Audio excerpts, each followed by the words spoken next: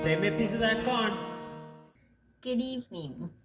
I made this video about my mother because I listened to a YouTuber, David Hoffman, talk about how important it is to record the people that you love way before they pass away. And I thought a few times I wish I would have done the same thing to my dad before he passed away, because he had all these fascinating stories that I haven't heard all of them, or I've forgotten some of them. And so I wish I had them recorded. So, anyway, here's my interview of my mom, Patty Anderson. So, enjoy. All right, we're here today with, what's your name? Patty Anderson. And Patty, I just want to give you a few general questions about your life Okay. that you can share with other people while your cats destroy your home. So, how old are you, Patty? 79. Oh, so you've been with us for nearly 8 decades. Yes. So which decade was your favorite and why? I think my happiest time was the childhood, early childhood. I had a lot of fun. What age would you say? 5, 6, 7. And where did you live at this time? Bath, New York. Oh, and what made it so happy for you? There were other friends in the neighborhood, and we used to get together and like the first snowfall, we would all contact the other person, go out and slide on the sidewalks. It was fun. Yeah, fun. And in the summer, we would get together and go from house to house and ask for pieces of ice, because at that time there were ice boxes, not refrigerators. Oh, that's neat. So the neighborhood was like a big community. You could really get together and count on your neighbors. Yes. Yeah. Yes. There was 5 or 6 of us that hung around together, and there was a farm close by, and he let us go down the hill and sled in the winter. He had a bull, and he kept the bull in the barn during the winter. And in spring and summer, he said, if the bull is in the barn, you're welcome to come and play. But if you don't know the bull isn't, in the barn, don't come in. He was very nice to us. Do you remember the names of any of your friends from back then? Elaine was my best friend, and I remember her name. And there was Beverly. She was a cutie pie. She had naturally curly hair, and it was red. Oh, fun. And it's always been my favorite. And I'm fortunate enough to have a granddaughter who has red, naturally curly hair. So what were the things that made Elaine your best friend? What did you like about her? Oh, she had the most interesting home, and she had she was on the same block as me. We were just a couple of houses away, and we used to play in her yard on a nice day, and we'd go inside. She had upstairs in the when you first went upstairs, it was a large room, and then the bedrooms were off to the side, and her mother did a lot of sewing in the open space, and we would play there while her mother was sewing, and she was just fun to be around. We liked the same things. Yeah, very good. So do you remember some of the historical things that have happened in your lifetime? Like, do you remember where you were at when Kennedy got shot? Yes. Where were you? I was in California, and the same day that Kennedy got shot, we were farmers. It was a small farming community, Paso Robles. We were out in the country. Where you dump the grain. I forgot what it's called. Silo? The silo where you took it in town to sell burned. Oh. And that was the main focus of all the information. Um, but there was I didn't watch the Broadcast of it, or the broadcast, yes, but I didn't have my TV on. I heard about it on the radio. Apparently, it happened during one of the sitcoms, or not sitcoms, the soap opera shows, and they interrupted it and announced that. But I wasn't watching TV. I didn't care for that type. I used to watch Art Linkletter. He was my favorite. But that's where I was. Were there some other events that really stick in your mind? Yes, it was after World War II. I was in Bath, New York, and it was just, the sky was full of planes coming back from the war. Oh. And it was several days, and it was, I still remember looking up, and it was just solid planes going over, large planes, not the small fighter planes, but the large planes. So I don't know if that was part of the Berlin airlift, or if it was the planes coming home from being overseas during the war. But I do remember massive planes in the sky. Were you scared, or No, were you fascinated? No, I was fascinated, and it was. I enjoyed watching them and hearing them. Yeah. They were low enough to where you could see them. They weren't flying really high, and it was like the whole sky was full. Oh. And how long did you say that went on for? I know it was more than one day, but I don't remember how many days. Oh. And I really liked it. It's just always something that has stayed with me, to see those planes. I didn't know what it was at the time. It would be in the mid 40s, late 40s. So. And what year were you born? 42. So that would have been 47 or later. So I think that's about when the people came back. I don't know when the Berlin airlift happened. I know it was right around in that time, and that might have been part of it. Yeah.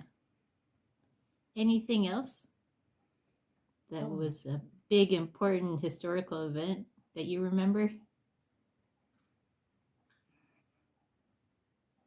I'm sure there are. Nothing's coming to mind right now. That's fine. That's fine. You already gave some great answers. So, throughout your lifetime, what are the things that have remained really important to you? Family. Has that changed throughout your life? No, it's always been family and church. Before I even knew the Lord, I wanted to go to church, and I remember my dad would drive me there on Sunday, and I would sit with my friend, and we would sit in the very front row. I don't know why, but that's where we would sit. And then he would come back and get me after church. Why is it that you really wanted to go to church? I don't know. I just did, and I had a sense of God. That was before I knew the plan of salvation. I was saved when I was 13 from a friend at school. She invited me to go to church with her, and I did. And that's where I received the Lord. That was in Sacramento, California. So, if you had anything to do differently in your lifetime, what would you pick out to do differently? I would have pursued education more. What education did you get? I went to a community 2-year college, and I have 3 degrees from there: computer programming, microcomputer specialist, and accounting. But what have you pursued? I would have pursued nursing, I think. Why is that? I see so many people that have really enjoyed nursing, and they're working beyond retirement, and it seems to be very satisfactory type work, and I like helping people.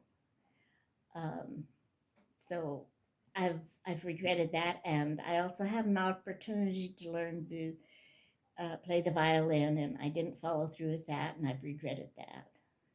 Oh, you regretted not playing the violin. Yes. Why is that? What drew you to the violin? I inherited the violin from, actually, it is our son's violin, James. He's named after his grandfather, James, and it was James' violin. Aunt Rosalie had gotten the violin for him, and when he passed, he gave it to my dad, Doyle. And Doyle always said that I should have the violin and that Jim should get it because he was a namesake in the family. So was your dad very apt at the violin? No, but my grandfather was. Oh, you remember him playing it? Yes, I do. Oh. Are there any favorite songs that you remember him playing? He played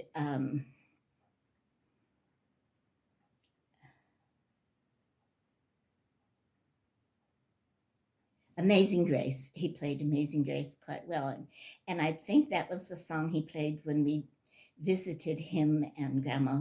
They were in assisted living in Ohio, and we were living in California. So we went and visited, and I think that's a song that he played. I think it was Amazing Grace. Yeah, very neat. Yeah. Okay, so you talked about maybe things that you would do differently. What are some things that you're very proud about in your life? I don't know if I'm proud of it, but I've been very thankful many times that I can type. Yeah, that's a great skill. It has, with the advent of the computer and the keyboard, it has just sustained me through all these years, and it's been a major help.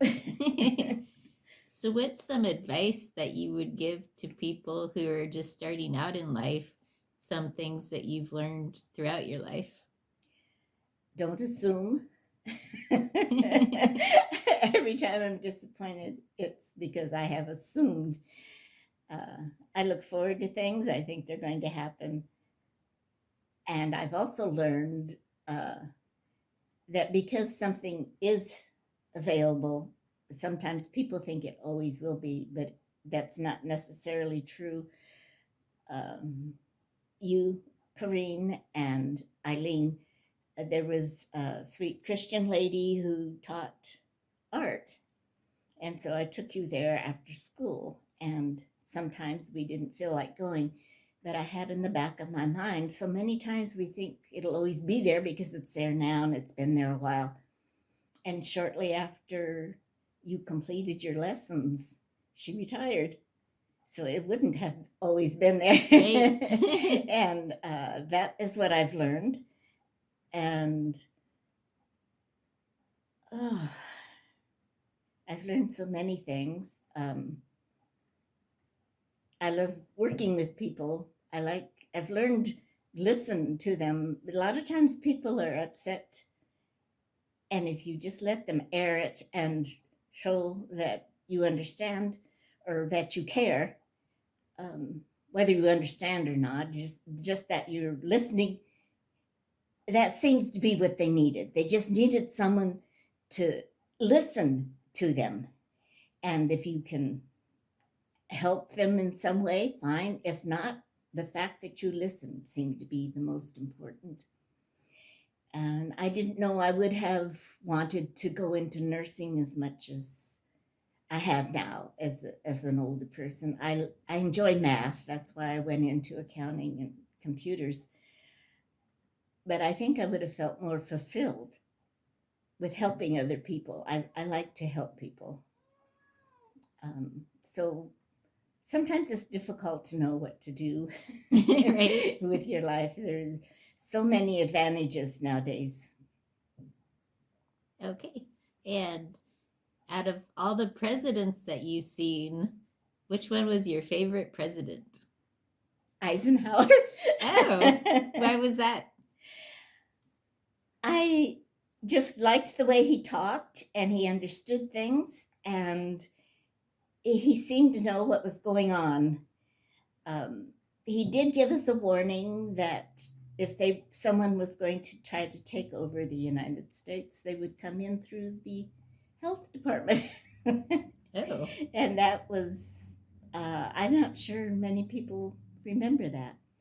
oh, that really rings a bell nowadays when we had so many mandates handed down to us from the health department that were Right. very Yes. intrusive. Yeah, he had a lot of foresight, a lot of respect from both parties. And I do miss the old Democratic Party. It Before growing up and in my early adulthood, there wasn't a great deal of difference between the Republicans and Democrats. It was They both wanted the same thing, but they wanted to go about it a different way, and that they always worked together. And it has changed so much. Right? So, which one was your least favorite president? Oh, I can't think of that right off the top of my head. Okay.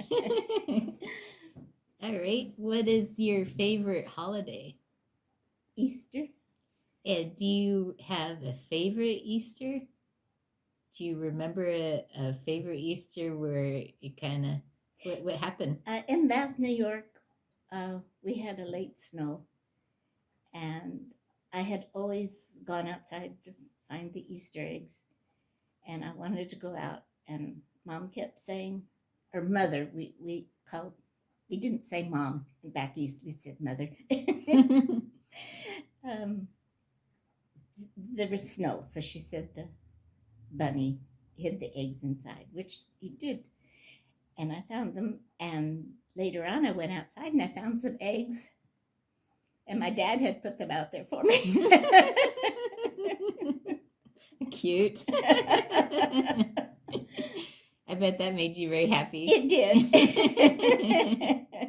So, how do you think you've changed as a person throughout your lifetime? And are those changes good? I hope they're good.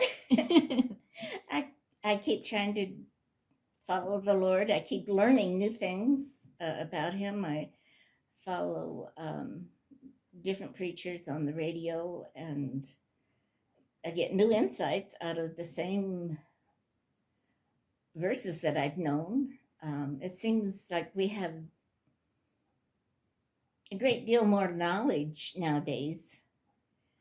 As a child, we always talked about the three wise men, and since then, I don't remember. That was one of the first things I learned. It doesn't say three wise men. It's three different gifts, but there were men, so it was more than one, but it doesn't say how many. Yep, so that goes back to the never assume Right. advice Never that assume. you gave Yeah. before. So are you pleased with how your life has turned out? I am. I feel very blessed. I've learned so much in following the Lord, and how we have to wait for Him. If we get ahead of Him,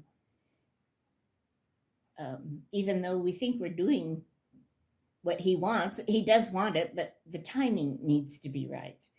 I think that's one of the main things I have learned is just relax, sit back, and let Him be in charge. And He will show me very clearly. I'll have a strong sense of peace. And if I'm getting ahead of Him, I'll have a strong, heavy feeling. We have a bonus feature that Patty would like to share about President Ronald Reagan. Oh, this is funny. He had gotten hearing aids, and the press had not noticed them. And I don't remember how long it was he was wearing them. And then finally, one of the reporters noticed the hearing aid, and he had the biggest grin on his face. Ah, you finally saw it. I'll always remember that. He had the biggest grin. It was just such a pleasant back and forth with the press at that time. Well, thank you so much for this interview, and it gives us more into the insight of Patty Anderson. Thank you.